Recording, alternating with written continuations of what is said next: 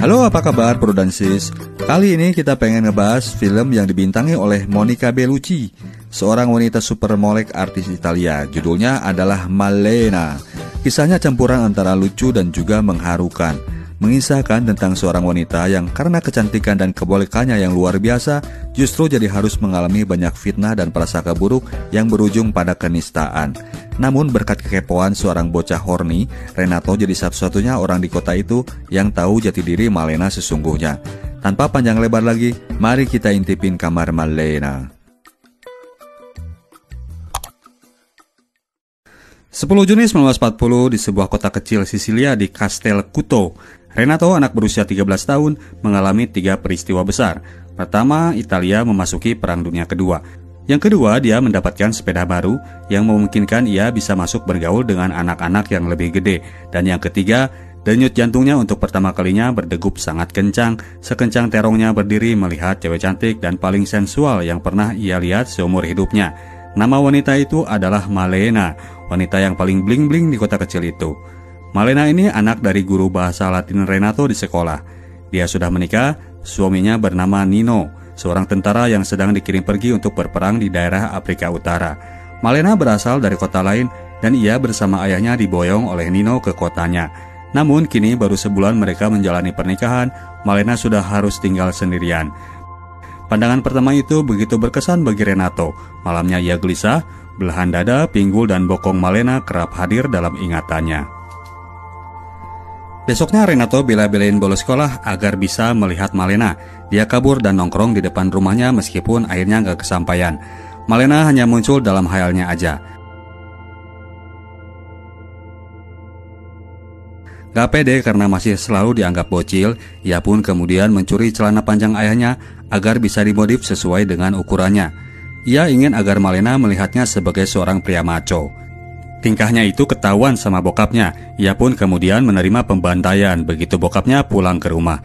Malamnya Renato kabur lewat jendela kamar. Ia yang sekarang sudah jadi terobsesi dengan Malena mendatangi rumah wanita itu. Renato naik pohon. Dia mengintip ke dalam rumah. Ia menyaksikan bahwa wanita cantik ini terlihat gelisah dan kesepian ditinggal oleh suaminya.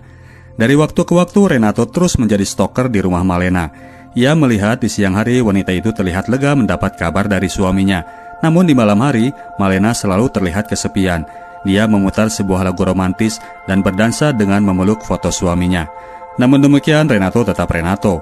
Ia harus tetap dapat imbalan udah capek-capek ngintip manjat pohon. Ia nongkrong di sana sampai Malena selesai berdansa dan masuk ke kamar untuk berganti pakaian. Siluet bodi Malena melekat kuat di ingatannya. Besoknya Renato langsung ngegas ke toko piringan hitam. Ia membeli rekaman lagu yang ia dengar tadi malam di rumah Malena. Di rumah ia memutar lagu tersebut dan memandangi gambar-gambar wanita bugil dengan membayangkan bahwa gambar-gambar tersebut adalah foto Malena, ayangnya yang tercinta. Sosok Malena tiba-tiba muncul di depan pintu kamar dan kemudian menghampirinya. Malena memberikan sesuatu yang sangat diidamkan oleh remaja yang baru beranjak puber. Bisa bebas menggeledah tubuh seorang wanita seksi. Menghayal memang kegiatan yang paling mengasoikan. Di waktu berikutnya, seperti biasa, Renato membuntuti Malena dari awal dia keluar rumah sampai ke pusat kota. Di sana ia menyaksikan bahwa wanita molek ini begitu menjadi magnet bagi penduduk kotanya. Kaum pria pada jelalatan melihat kemolekan tubuhnya dan kaum emak-emak mencibir sinis merasa terancam, takut suami-suaminya akan berpaling kepadanya. Gosip yang sempat ia dengar di tukang cukur, Malena ini punya pria idaman lain. Maka dari itu, Renato terus mengikuti sampai menuju tempat tujuannya. Renato melihat bahwa Malena mendatangi sebuah rumah dan si pemilik rumah melemparkan kunci rumah kepadanya. Malena lalu masuk ke rumah tersebut. Renato pun kecewa karena wanita yang sangat ia kagumi itu ternyata seorang cewek nakal. Besok harinya Renato sedang komplain ke tukang sepeda ketika rantai sepedanya macet setelah ia lulurin pakai minyak goreng. Ketika kemudian ia melihat Malena lewat di hadapannya. Ia kemudian melupakan komplainnya, ia mengikuti kemana wanita itu pergi.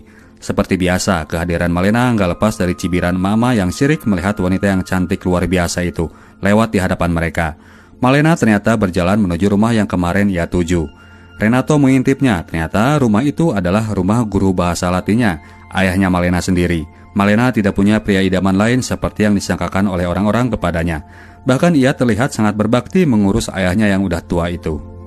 Dengan iringan lagu cintanya Malena, malamnya Renato asik bercolmeria dengan membayangkan bahwa ia Tarzan dan Malena adalah Jane.